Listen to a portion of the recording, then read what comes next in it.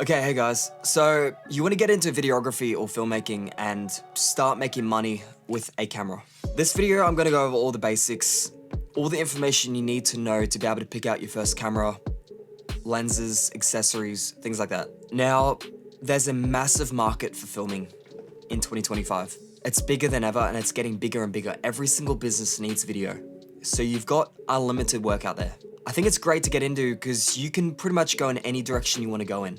You can work with multimillionaires, you could work with restaurants, you could work with supercar owners, like you can go anywhere you want, which is why I think it's so great to get into and such a good skill set to develop. Any business you're able to provide value to, which if you can provide value to successful people, that is massive. And that will lead to you becoming more successful. Now, first gear you need is obviously the camera. Now, I would say computer first. You probably want to start editing first and then work your way up to a camera. But let's just say most people have computers. Let's go camera. First thing is, what are you going to be shooting? And second thing is, what is your budget? So are you going to be shooting slow motion in 4K? Are you going to be shooting podcast setups? Are you going to be shooting professional client work? This will be the determining factor on what camera you need.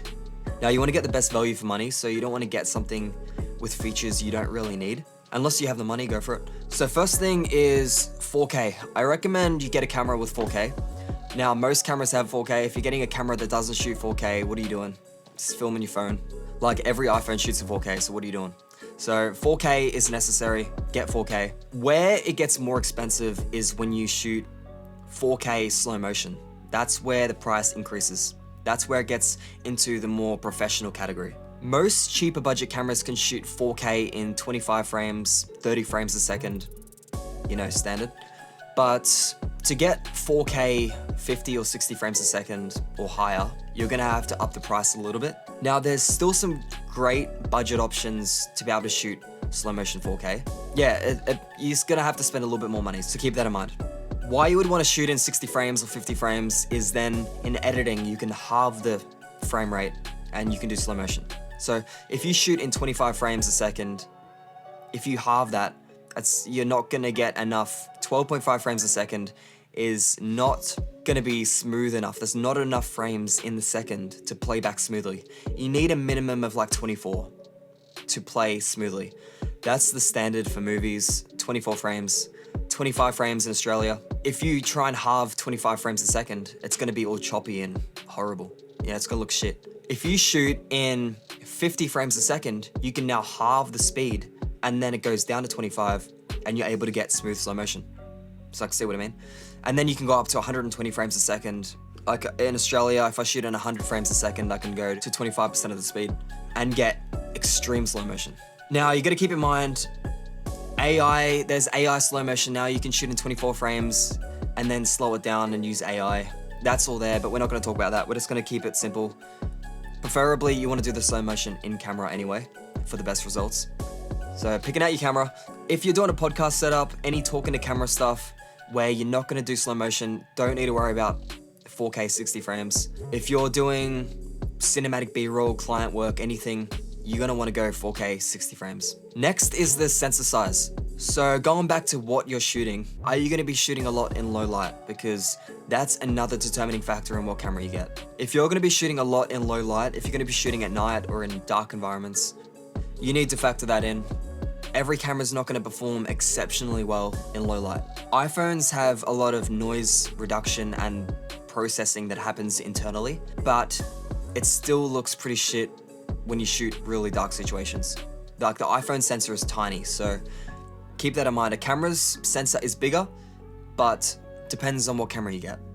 So some of the cheaper options don't have as big of a sensor, and they're not gonna perform as well in low light. That's the difference between some of the more budget options versus the more professional, like the Sony a7S III, which I've got here. This is a very good sensor. This is the king of low light.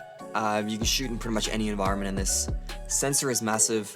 Some options like the A6700, it's an APS-C. Pretty much means the sensor is gonna be smaller. It's got a crop in, so it's automatically gonna zoom in a bit. Not gonna perform as well in low light. Like for instance, my gym, it's got black walls, it's very dark. On my camera with a lens that is an f2.8, I have to shoot at about 3000 ISO just to expose properly. That's not optimal. Even on this camera, 3000 ISO, it adds in a lot of noise. You know, that grainy look. What is good about this camera here is it's got a second base ISO. So the first base ISO, when shooting an S-Log3 anyway, which is what I shoot in, is 800. So 800 ISO gives you a clean image. The second base ISO is 12,800, which means you go all the way up to 10,000, it's getting really grainy, and then you bump it up to 12,800, instant clean, resets. Now it's not quite as clean as the 800, but it looks really nice. It just gets rid of most of the noise. Which is why this is a king in low light, because it has that second base ISO. So you can brighten it up massively and then get a clean image still. Now this is a expensive camera. It's probably overkill for a lot of people. I paid 5,600 Australian, brand new. Secondhand, you can pick it up a lot cheaper. But if you're starting out, you wanna go a bit cheaper, I highly recommend the A7 IV, which is what I'm shooting on right now. I use it as my second camera. The second base ISO on the A7 IV, it's not quite as good as this, but it's 3200, which means it's perfect for my gym, because that's the ISO I shoot in my gym. So I can get a crystal clear image in my gym at f2.8, 3200 ISO. It's really nice. The A7 IV would be the camera I would recommend for beginners who have a bit higher budget, who want a professional camera and are gonna be doing professional client work, that need a camera that's really good at photos, really good at videos, great colors. Now there's a lot of camera brands out there. Go with any brand you want. I'm just letting you know the specs that you should be looking out for if you want a camera. So keep in mind, if you're getting a full frame camera, it's gonna have a bigger sensor. It's gonna be better in low light. If you're gonna be shooting in low light, you're gonna probably have to pay a bit more money to get a camera that's really good in low light. Like the a6700 Sony is not the best in low light. It has a smaller sensor. If you bump it up to 3000 ISO, even 2000 ISO, it's gonna be very grainy. It's gonna add a lot of noise. If you get something like the A7 IV, spend a bit more money, you're gonna be able to get that second base ISO, which means as soon as you bump it up to 3200, you get clear. And for anyone who doesn't know what ISO is, by the way, too, it's digital brightness, pretty much. So it's like in editing, you turn up the brightness. It pretty much does that in camera. So it's not actually letting more light into the lens, it's just digitally boosting the signal, pretty much. Now there's other options you can do. You can get a fast lens, which is a prime lens. You can get a lens that lets in more light, so it opens up more, which means it has a lower aperture. So the standard aperture on a zoom lens is just like this, Sigma 24-70. Great lens, very popular. This has a aperture of f2.8. f2.8 is standard for zoom lenses, very standard. Now this goes from 24mm all the way to 70. So it covers a wide focal range. But the aperture is at f2.8, which means it's limited by how much light it lets in. Now that's the standard rate. f2.8 is great. It's lets in a lot of light, but if you're in very low light situations, maybe you have a camera that doesn't perform as well if you're going with one of the cheaper options. You could go with something like a prime lens. This is a f1.4, which means basically the lower the number, the wider it opens up, which means more light gets in. And it gives you a blurrier background too. So if you're gonna go with a cheaper camera, you're gonna have to spend more on lenses, because if you get a prime lens, that means it can't zoom and you're stuck at one focal range, which means you're probably gonna need at least two lenses. Keep that in mind. If you plan on only using one lens, like a 35mm lens or something, then go for it. Okay, so we've covered resolution, we've covered frame rates, shooting in slow motion, what are you shooting? You should have a decent understanding already of what camera you need. Like, are you gonna get a full frame sensor, APS-C, bit smaller, crops in, cheaper. Another thing, if you're gonna be filming yourself, you really want a flip out screen, so you can see yourself as you're filming. You want to be able to see yourself, especially if it's on a tripod, if you're doing an interview setup, you want to be able to flip the screen around and see the framing, see if you're centered, things like that. If you haven't got an external monitor, which most beginners don't. Flip out screens are very handy because you can put them on any angle you want. Now some of the cheaper options don't have flip out screens. That's why I'm mentioning it. And it's very handy to be able to see yourself as you're filming. Now we're going to talk about lenses. So what lens do you need? I've already touched on this a bit. What I recommend is a zoom lens. Obviously, I would recommend something like this, the Sigma 24 to 70mm art lens. Great lens, high quality glass, great colors, great sharpness, autofocus is amazing, but it's on the expensive side.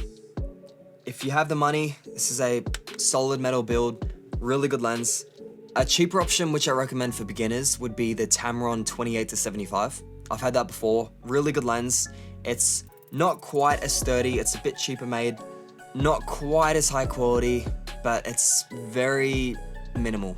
You're not really gonna be able to tell the difference. I used the Sigma and the Tamron together. I couldn't really tell. Tamron's a great lens. It's a lot cheaper too. You can pick it up for probably around $700 to $800 on Marketplace if you get a good deal. And that will give you the full zoom range from 28mm to 75mm, which you don't want to be stuck at a certain zoom range. Like an iPhone, you got the main camera, and then you've got the secondary camera, which is like a zoom camera, and then you've got an ultra wide.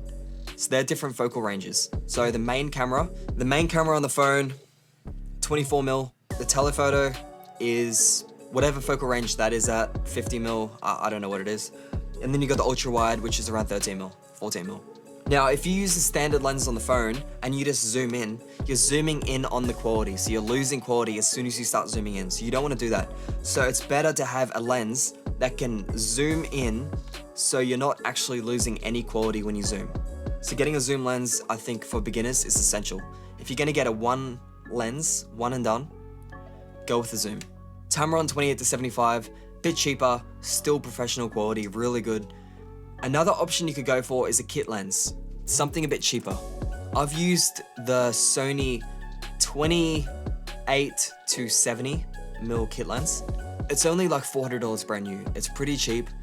It looks good, but the sharpness isn't quite there. It's not quite as sharp when you zoom in. It's got a variable aperture, so what means when you zoom in, the aperture raises, which means it lets in less light. So it goes from like 3.5 to 5.5 when you zoom in, which isn't optimal. You don't want to be zooming in and then it darken the image. But if you need a lens just to get you by, a kit lens can work great. It's really cheap. You can just sell it again or whatever. But I recommend spending some more money, getting a secondhand professional lens like the Tamron or the Sony, something that's gonna last you, because it's an investment. It's gonna last you a long time. So I recommend just saving, getting something a bit better. So now you've got your camera, you've got your lens. What else do you need? Now this camera right here has got a cage on it. I'm not gonna go over the cage. You can get one if you want. It's a little bit more advanced. Let's just go over some basic accessories that you're gonna need straight away to get you through. Number one, spare batteries. So if your camera comes with one battery, it's not gonna be enough. It'll last maybe a couple of hours filming. Get some spare batteries, first thing. Second thing is SD cards. Get at least 2 SD cards. If your camera has 2 SD card slots, get at least 2. Even if it doesn't, get 2. Now, obviously, SSDs, you need to store the footage somewhere. Your computer's gonna run out of storage, get an SSD. Next thing is microphones. The only microphone I used for the first year and a half of filming was the wireless microphones. I actually used the wireless go-tos. Great microphones. I've now got the wireless pros, which are these things. So get a high quality set of wireless microphones, and then you can upgrade to a shotgun. The VideoMic Pro Plus is an amazing shotgun mic. It's great for on-camera audio. So the wireless microphones are great to put them on someone so you can get clean audio. And you can also just have them on your camera. And then these are great for picking up audio that's a bit further away. So you can just point them at people and you'll get clean audio, because the audio on your camera itself is shit. Don't use it. It's got little microphones on here, but they're not good. Don't use it. Get a professional microphone. There's cheaper options. You can get some other Rode shotgun mics. Just get a shotgun microphone or wireless or both. A good quality shotgun mic will give you way better audio than what's on the camera. So microphones are essential. And if I had to pick one, I would go with the wireless. Okay, so next is a tripod. So there's a lot of different tripods you can get. I'm shooting on a big one right now, which is the SmallRig 8100. Yeah, you don't need something crazy. Just get something cheap. Get something secondhand if you need. Depending on the size, you can get different options. If you need something really small for traveling, this is a great one. This is the Manfrotto Element, and it obviously folds up, and the legs extend, so you can get this pretty high. You can get this to probably about head height. Really good tripod. And it's great because I can chuck it in the side of my backpack, no problem. So I highly recommend this Manfrotto Element. It's just, the only thing, it's a photography tripod, so the ball head is kind of annoying to use. It's not optimal for video work, but it'll get you through. Or you can get a more video-based tripod. This is a cheap one. This is the K&F Concept 234A1. So same thing, the legs can extend fully. You don't need anything crazy, just get something that can go at least to head height. Because if you're doing a standing interview, you want to get something that's gonna reach their eye level. You don't want to be shooting up. Now, the next things are really depending on what you shoot exactly. I recommend getting a mini drone. Drones are always useful no matter what kind of work you do. There's gonna be times where you're gonna wish you had a drone just to chuck up. Get an opening scene, you know, get some shots. You can get just a mini. This is the Mini 3 Pro DJI. Now, I'm not gonna lie, I don't use this that much. I used it recently. I had a retreat filming a breathwork retreat, and they wanted some shots of the waterfalls and some shots because we're out hiking. You know, no matter what kind of work you're doing, you're probably gonna end up needing a drone at one point. I recommend picking up a mini drone, but that's not essential. But that's something you gotta look into, a drone, depending on what you're shooting. Another thing is a gimbal. This is the DJI RS4 Mini. Great gimbal. Why you need a gimbal is if you're gonna be doing any shots where it requires a lot of movement, a lot of walking, anything like that. Now, me personally, I prefer to shoot handheld, but there's situations where you need a gimbal. You can't get away with it. If you're walking with someone, you can't be holding the camera. You're gonna be so shaky. You're gonna be like this the whole time. The footage is gonna look horrible. If you're doing any cinematic B-roll where there's a lot of movement involved or any tracking shots, it's gonna be hard to do handheld. You're gonna need a gimbal at one point. Get a gimbal. You can just get a mini one, something cheap. Now, when I say something cheap, this isn't really cheap. This was like 700 bucks, but you can get like a secondhand RSC2, great gimbal. The RS4 Mini though is a amazing gimbal. The RS3 Mini, also another good one. And then something I highly recommend is a portable light. Something that will, one of these, because you can go different colors, you can go white, just like this one up here. They really come in handy for heaps of situations if you need some lighting. Little portable lights. Now, this is the Ulanzi VL120 RGB. It's alright, 50 bucks on Amazon. But this one is the small rig. So that's the small rig RM120. That's definitely a lot better. It has better color accuracy, which means the white is more of a pure white compared to this. Sometimes this can make your skin look a little bit pink. So this small rig one is better, bigger battery, better battery life, but it doesn't really matter what you get, just get a portable light. You never know when you're gonna need a bit of light to add to a scene.